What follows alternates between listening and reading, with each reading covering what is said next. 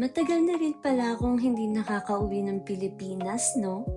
And since malaking part ng childhood ko ang Jollibee, naisipan kong gumawa ngayon ng homemade Chicken Joy. Alam nyo, every time na nagluluto ako, hindi talaga nawawala sa isip ko ang papa ko. Noong teenage years ko, pag wala si mama, ako yung laging pinupush ni papa na magluto. Ang problema, wala talaga akong interes sa pagluluto noon. At minsan, kahit ako mismo hindi nasasarapan sa luto ko. Si Papa, never niyang pinaramdam sa akin na hindi masarap. Mas lalo pa niyang pinapakita na ganado siyang kumain. Tapos sasabihin pa niya, sa susunod ikaw ulit ang magluto ha. Hindi ko nga alam kung binobola lang niya ako noon, pero malakas ang kutob ko. Pero, looking back, malaking bagay pala yun. Kasi kahit simpleng salita lang, nakaka-boost siya ng confidence. Si mama naman, ilang beses akong pinilit turuan magluto. Pero matigas nga ang ulo ni ate girl, ayoko talaga. Kaya minsan naiisip ko, ngayon na unti-unti nang dumadami yung mga natututunan kong lutuin, saka naman hindi na nila matitikman kahit kailan yung mga niluluto ko. Medyo nakakalungkot isipin. Pero alam ko sa puso ko, sa bawat putahe na inihahain ko ngayon, dala-dala ko pa rin yung mga itinuro nila sa akin. So, ayun guys, natapos ko na ang brining process. Iba-brine ko siya for 6 hours. Dapat, overnight. Gusto ko na nga siyang matikman dahil nga excited ako. Dahil sarili kong Chicken Joy yun, bida ang saya. Dahil nga bida-bida ako. So, ayun, para kumpleto, first time kong gagawin tong gravy sauce. And sana magustuhan ni Rick.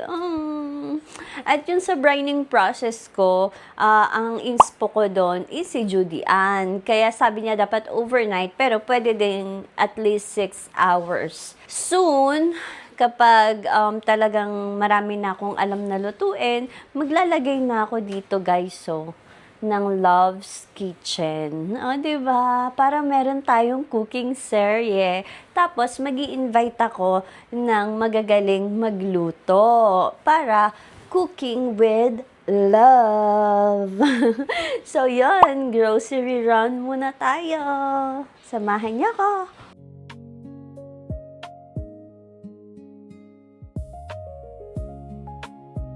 Let's run! It's raining. What babe? Onion. Mm. That's garlic. Oh, garlic.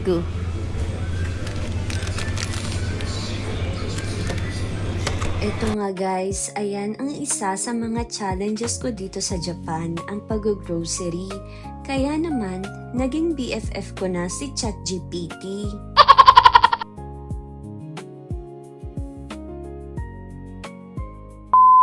Nakauwi na kami dito sa bahay at minadali ko lang yung pag-grocery kasi may nakapaskil na dun sa Beysha na bawal mag-video.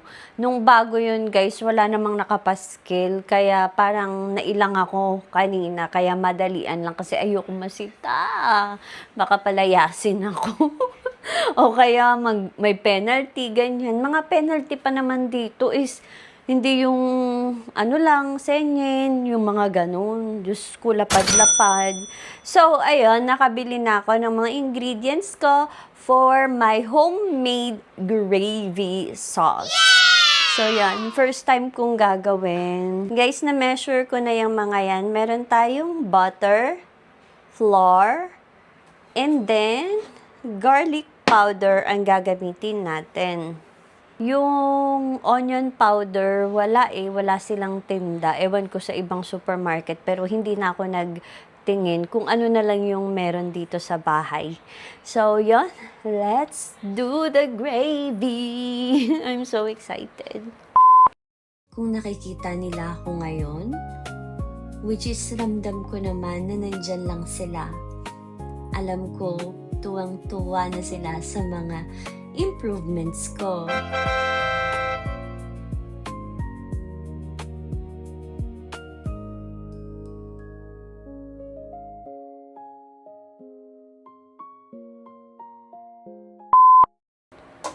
And then, let's add water.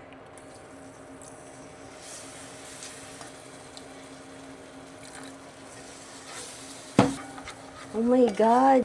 Ano nangyari?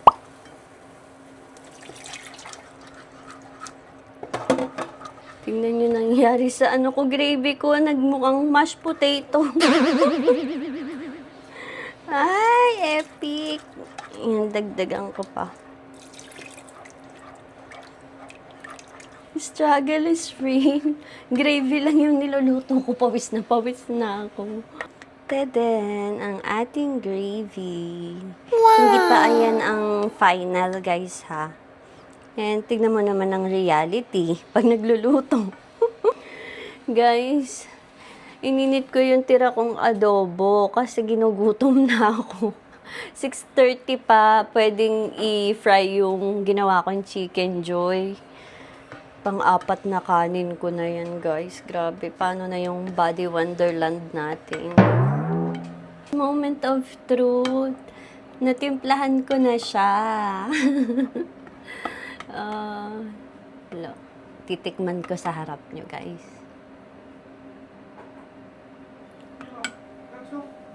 Babe, come here first.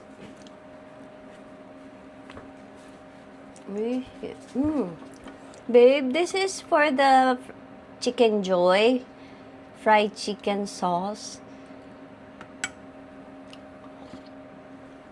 Oishi?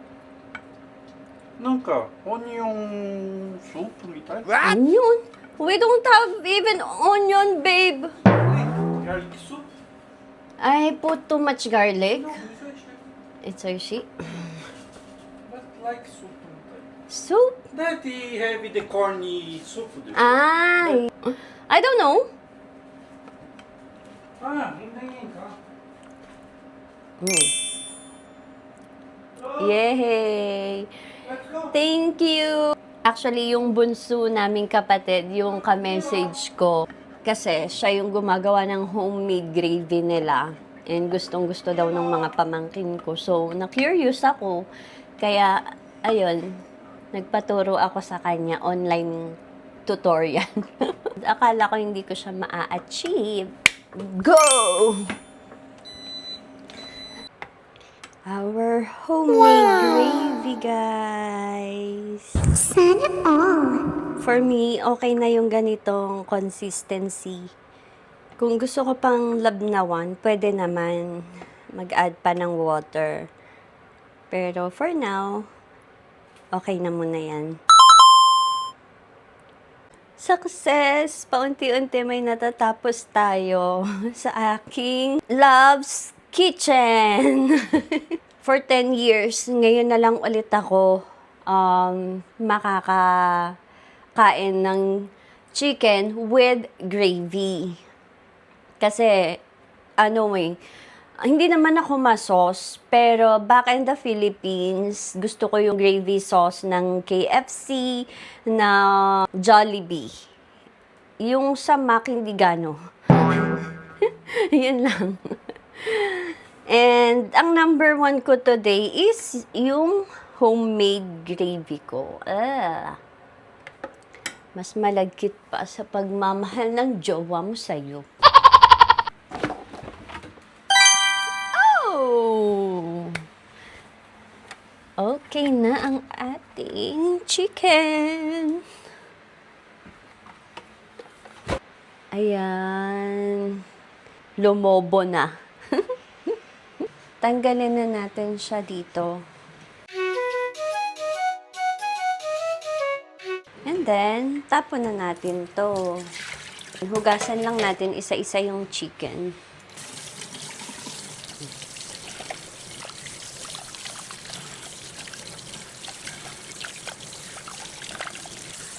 Dito naman guys, sa gagawin kong coating, iba naman yung inspo ko. Hindi yung way ng breadings ni Judy Ann. Sa ibang content creator ko naman siya nakita.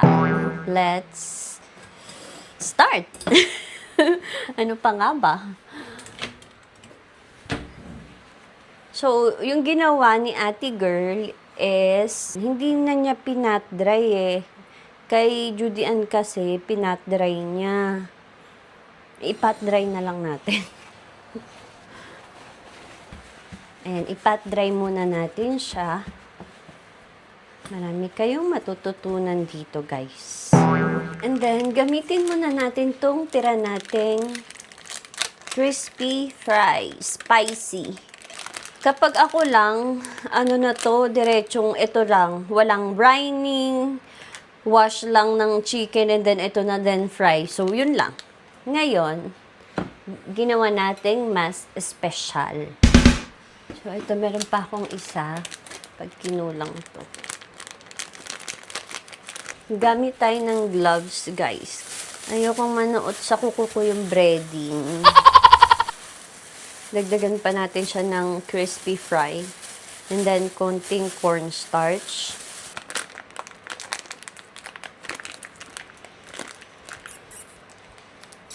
Yeah. Grabe, Pinas. 2026 na, ang hirap pa rin buksan ng mga nakapack. Dito sa Japan talagang lahat convenient. Oh, diba? Pwede siyang sealed. Tapos, ang dali-dali lang buksan dito. Kailan mag-upgrade ang Pilipinas? So, tatansyahin ko lang yung cornstarch. Since dalawa lang naman yan. Kunti lang. Ayan. Guys, may lasa na yung breadings. Pero dun sa itong ang ginagayahan ko, tinimplahan pa niya ng salt and pepper. Okay. Gaya, ayan, salt. No. Pepper. Ting salt lang kasi nga may lasa na yung breading. Hi, babe. I'm experimenting, babe. Tas, guys, nilagyan niya ng water. Oh.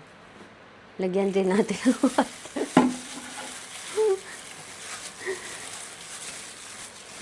Pag sure talaga yung tutorial mo, ating, isa-shout out kita dito. Okay guys, magpe-prepare naman tayo ulit ng flour. Gamit na gamit ang ating flour. Kasi i-coat natin. Diba? Naging tutorial. Yung ginaya ko lang tapos tinuro ko din. And then, nilagyan niya ulit ng salt. Grabe naman yung ni ate. Lahat may salt. And then, pepper. Ayan ang close-up look. So, dapat ganyan daw yung consistency.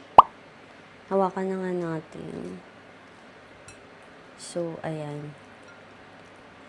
May rayuma yata tong isang manok. Here. Paliguan natin siya ng maraming flour. And sabi ni ate, once malagyan mo siya ng harina, dapat diretso na sa kawali. Iluto agad. Very crispy yan. Yan. Moment of truth.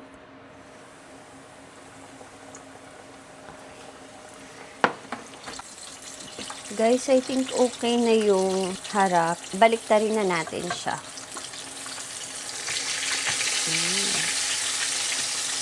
Okay. So guys, feeling ko okay na to.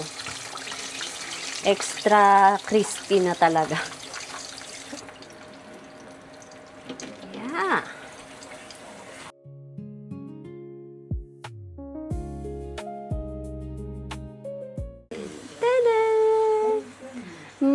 Hi! Chicken Joy! Bida ang saya! So, ako muna ang titikim kasi yung isa, yung para kay Rick, hindi pa tapos. Niluluto ko pa siya. Parang gusto ko magkamay. Taste muna natin yung balat. Nagugas na ako ng kamay, guys, ha. Sabi, guys, naririnig nyo?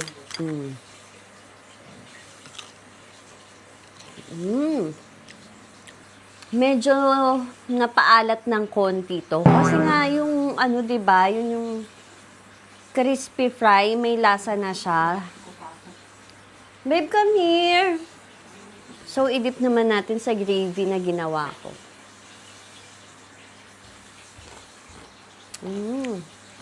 This is too salty.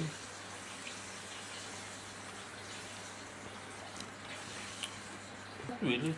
Not really. こ Do れ this が ka. 戦うでしょ、さっき。おいしい。 Oishi? Yay! Oh my God. Sayang. So, tignan naman natin yung laman, guys. Since brinain natin siya, tignan natin yung loob kung naluto ko ba siya ng maayos. Yay! Success! Ano ba? Nagkalat na? Guys, to be honest, masarap sana siya. Kaya lang, masyadong salty. Ang umalat, yung chicken. Yung gravy is perfect.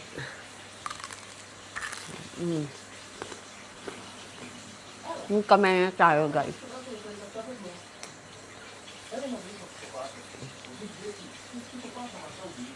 So, sa susunod, same process, pero hindi ko na lalagyan yung harina ng salt. Paghahaluin ko na lang yung crispy fry tsaka yung cornstarch, pero wala nang ano din, wala nang salt and pepper. Pero with rice, okay siya, masarap. Perfect. Now tell me, bakit ako hindi pala kain sa labas? Kung masasatisfy naman ako sa mga cravings ko dito.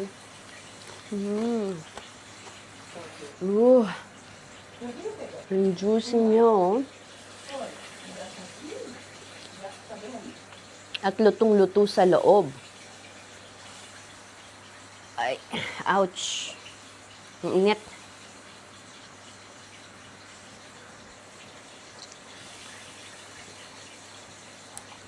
Perfect yung loob sa gravy. Kasi yung loob, hindi naman ganun kaalat. Ayan.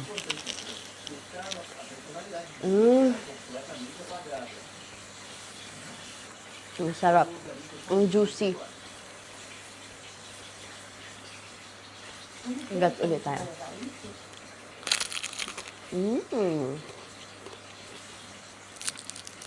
This is so good.